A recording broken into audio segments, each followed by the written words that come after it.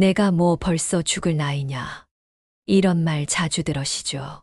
오늘 나이듦에 대해 이야기해 보려 합니다. 많은 분들이 이렇게 말씀하시지만 오늘은 조용히 한 가지 진실을 나눠보려 합니다. 75세, 바로 그 나이부터 우리 몸이 갑자기 무너지기 시작합니다. 그런데 더 중요한 사실은 이게 단순히 나이 때문만이 아니라는 겁니다. 병 때문도 아니고 돈 때문도 아닙니다. 사실은 매일 반복되는 아주 작은 습관들이 여러분의 수명을 깎고 있습니다. 오늘 이 영상이 여러분 인생의 전환점이 될 수도 있습니다. 지금부터 제가 나눌 이야기가 여러분의 미래 10년, 아니 20년을 바꿀 수 있기 때문입니다. 여기 94세 이명훈 할아버지는 20년 전 파킨슨병 진단을 받았지만 지금도 혼자 생활하시며 매일 텃밭을 가꾸고 계십니다. 어떻게 가능했을까요? 그 비밀을 함께 알아보겠습니다. 충격적인 현실. 보건복지부 자료에 따르면 우리나라 75세 이상 노인 7명 중 1명은 자신도 모르게 건강을 망치는 습관을 매일 반복한다고 합니다. 더 무서운 건 이 습관들이 쌓이면 추후 간병비가 20억 원까지 불어날 수 있다는 점입니다. 실제 노인장기 요양보험 통계를 보니 치매나 파킨슨병으로 오랜 기간 간병이 필요한 경우 치료비와 간병비가 억 단위를 훌쩍 넘는 일이 상당히 많았습니다. 잠시 생각해 보세요. 우리가 평생 모은 재산이 병원비로 사라지는 모습을, 그리고 사랑하는 가족들에게 짐이 되는 모습을. 하지만 믿기지 않으실 수도 있지만 이 습관 몇 가지만 바꿔도 우리는 휠체어 없이, 약 없이, 병원에 자주 가지 않고도 100세까지 씩씩하게 걷고 맑게 기억할 수 있습니다. 오늘 영상에서는 파킨슨병을 이겨낸 94세 이명훈 어르신 사례와 함께 서울대학병원 노년내과 정의원 교수님의 조언을 더해서 75세 이후 꼭 바꿔야 할 5가지 습관을 알려드리겠습니다. 아직 늦지 않았습니다. 정말로 지금 시작하셔도 앞으로 10년은 더 젊게 건강하게 사실 수 있어요. 5가지 건강 파괴 습관과 해결책. 이제 본격적으로 75세 이후 건강을 무너뜨리는 5가지 습관과 그 해결책을 하나씩 살펴볼까요? 첫 번째, 감각 자극이 없는 일상. 똑같은 집, 똑같은 밥, 똑같은 TV. 이렇게 1년, 2년, 5년쯤 바뀌지 않는 환경에서 지내면 뇌가 점점 잠들어 버립니다. 그 중에서도 특히 후각과 촉각이 중요합니다. 향기를 맡고 무언가를 만지는 자극이 뇌의 기억력과 인지 기능을 유지시켜 주는 스위치 역할을 합니다. 서울대병원에서 진행한 연구 결과에 따르면 다양한 감각 자극을 주기적으로 받는 어르신들은 그렇지 않은 어르신들에 비해 치매가 진행되는 속도가 3배 이상 느린 것으로 확인됐다고 합니다. 최신 연구에 따르면 다양한 감각 자극은 해마와 전두엽 사이의 신경 연결을 강화해 기억 형성과 인지, 기능 유지에 결정적인 역할을 한다고 합니다. 해결책. 첫째, 향기 일기 쓰기.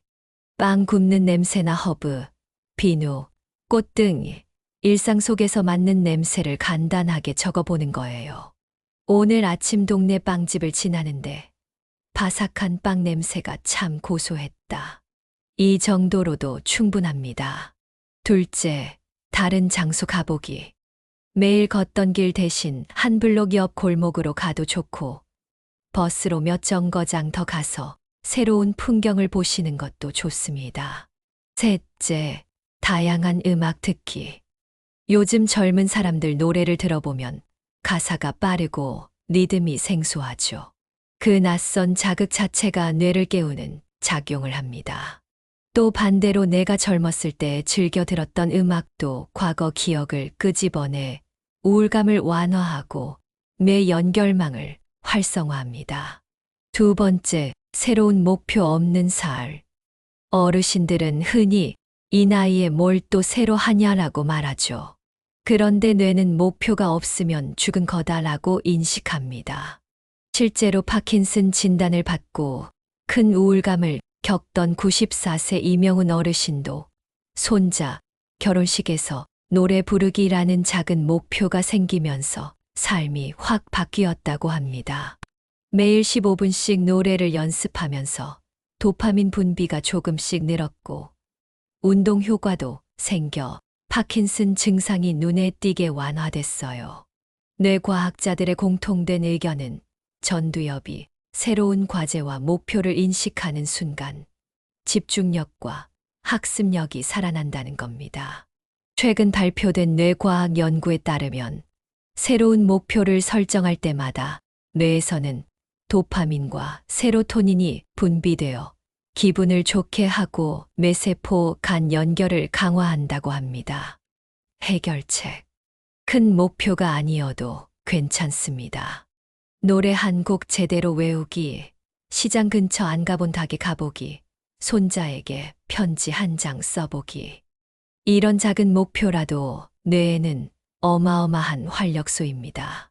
이명훈 어르신은 하루에 하나씩 자그마한 목표를 정합니다. 오늘은 옛날 노래 한 소절을 다시 연습해 보겠어. 내일은 새 반찬 하나 만들어 보겠어. 그 목표가 작아도 뇌에겐 커다란 활력소입니다. 세 번째, 단백질 부족 식사. 나이가 들면 육류나 단백질 음식을 잘 안 찾게 되죠. 하지만 75세 이후에는 오히려 단백질이 더더욱 중요합니다.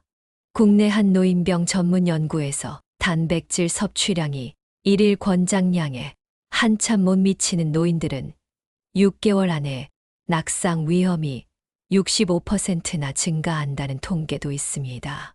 근육이 빠르게 줄어들어 작은 충격에도 골절 위험이 매우 높아지는 거죠. 최근 미국 노아학회지에 실린 연구에 따르면 75세 이상 노인은 젊은 사람보다 2035% 더 많은 단백질이 필요하다고 합니다. 나이가 들수록 단백질 흡수율이 떨어지기 때문이죠. 해결책. 식탁을 조금 바꿔보세요.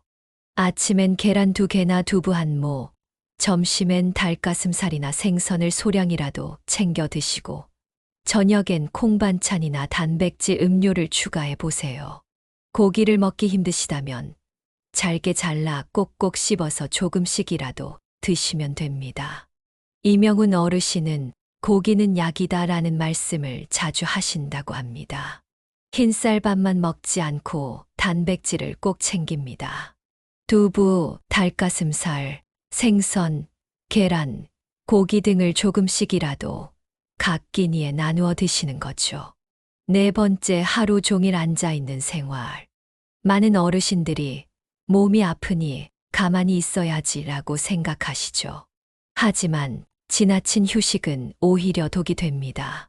세계보건기구 자료에 따르면 하루 10시간 이상 앉아있는 노년층은 그렇지 않은 노년층보다 근육 손실이 약 22% 더 높고 심혈관 질환 발생률도 흡연자와 비슷하게 높아진다고 합니다. 우리 몸은 쓰지 않는 근육부터 빠르게 소멸시킵니다. 특히 허벅지와 엉덩이 근육이 약해지면 낙상 위험이 높아지고 한 번 다치면 쉽게 회복되지 않아서 장기 요양이 필요한 경우도 적지 않죠. 하버드 의대 연구에 따르면 75세 이상 노인이 하루에 단 15분만 규칙적으로 움직여도 사망 위험이 22% 감소한다고 합니다. 이는 어떤 약보다도 강력한 효과입니다. 해결책. 3초 근육 운동을 강력 추천드립니다. 천천히 앉기, 천천히 일어서기, 발 뒤꿈치 들었다 내리기. 이 세 동작을 식사 전, 화장실 가기 전, 휴식 시간 등 하루에 3분씩만 해보세요. 부담스럽지 않은 정도의 운동이 근력 유지에 아주 좋습니다. 이명훈 어르신도 아침 잠에서 깨면 먼저 3초 근육 운동을 하십니다. 천천히 의자에 앉으며 하나 둘 셋 세고 다시 천천히 일어날 때 하나 둘 셋 세는 식이죠. 발 뒤꿈치를 들었다 내릴 때도 3초를 셉니다. 5번째, 또래하고만 어울리는 관계. 노인들끼리만 만나면 대화 주제가 항상 비슷해진다고들 하죠. 사실 그런 환경에 오래 있으면 새로운 자극을 받지 못하고 점점 굳어갑니다. 반면에 다양한 세대와 교류하는 분들은 아이디어나 취향이 달라 계속해서 도전받게 됩니다. 일부 연구에서는 세대 간 교류가 활발한 어르신들은 그렇지 않은 분들보다 치매 발병률이 42% 낮고 우울증 발생률도 64% 낮았다고 합니다. 실제로 서울 시내 초등학교 교통지도 봉사를 하는 어르신들의 경우 뇌 기능이 과거보다 또렷해졌다라는 보고도 있었습니다. 해결책. 우리 이명훈 어르신도 동네 초등학교에서 등하교, 교통봉사를 꾸준히 하셨다고 해요. 그 시간에 아이들과 대화하고 날마다 새로운 에너지를 받는 게 인지, 기능 향상에 큰 보탬이 되었다고 합니다. 봉사 활동이 어렵다면 손주에게 전통놀이 가르쳐 주기나 스마트폰 배우기 수업, 디지털 손주 프로그램 등에 참여해 보세요. 젊은 세대와 어울리면 말투부터 생각까지 계속 변화해야 하니까 늙을 틈이 없습니다. 이명훈 할아버지의 일상 루틴. 그럼 어떻게 이 5가지 습관을 실제 일상에 적용할 수 있을까요? 파킨슨병 진단을 받고도 20년 동안 건강을 되찾은 이명훈 할아버지의 하루 루틴을 더 자세히 살펴보겠습니다. 아침 일과 3초 근육 운동으로 하루 시작. 향기 일기 쓰기. 하루 한 가지 작은 목표 설정. 단백질 포함. 아침 식사. 오전 활동. 동네 초등학교. 교통봉사 활동. 가벼운 산책과 스트레칭. 오후 일과. 옛 추억이나 음악 회상하기. 손주나 젊은 세대와 소통.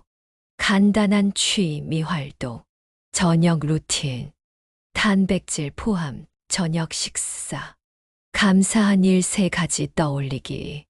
규칙적인 취침 시간 지키기. 실제로 이명훈 어르신은 저성장 루틴이라는 개념을 실천하신다고 합니다. 이는 노년내과 정의원 교수가 말한 개념으로 무리하게 극단적인 운동이나 식이요법을 따르기보다는 일상 속에서 꾸준히 유지할 수 있는 작은 습관들의 집합입니다.